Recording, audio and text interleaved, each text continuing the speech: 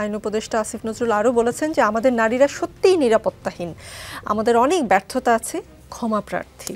সরকার অনেক ছাড় দিয়েছে, এবার কঠোর হবে, কাউকে ছাড় দেবে না। সরকার কি কঠোর হতে একটু দেরি করে ফেললো কিনা? সেটা তো অবশ্যই। সরকার ক্ষমা প্রার্থী, যখন সরকার এটা স্বীকার করবে তখন সরকারের জন্য এটা অনেক বড় ব্যর্থতার দায়ভার নিজের কাঁধে নেওয়া।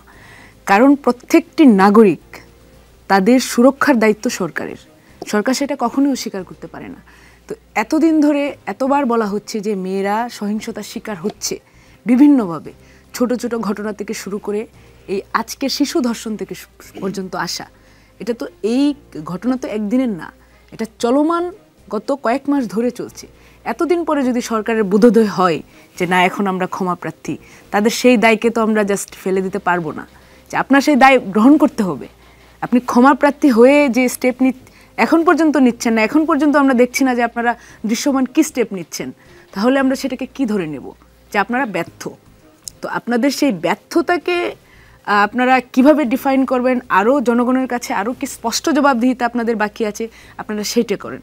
আমরা এখন পর্যন্ত কোনো স্টেপ দেখছি না যেটা দিয়ে আপনাদেরকে আমরা আসলেই ক্ষমা করতে পারবো। যে একজন শিশু ধর্ষণের শিকার হয়েছে, সেই যে ধর্ষক যে মেয়েটাকে ধর্ষণ করেছে, সে কি একদিনের মেন্টালিটিকে তৈরি হয়েছে? তা না, সে এতগুলো দিন দেখে এসেছে যে এটা করলে, এই ধরনের কাজ করলে তার কোনো অপরাধ বলে গণ্য হচ্ছে না, সে পার পেয়ে যেতে পারে। তার সেই অবস্থান থেকেই কিন্তু সে এই ধর্ষণ করতে এই সাহসটি পেয়েছে। সো এই দায় সরকারের।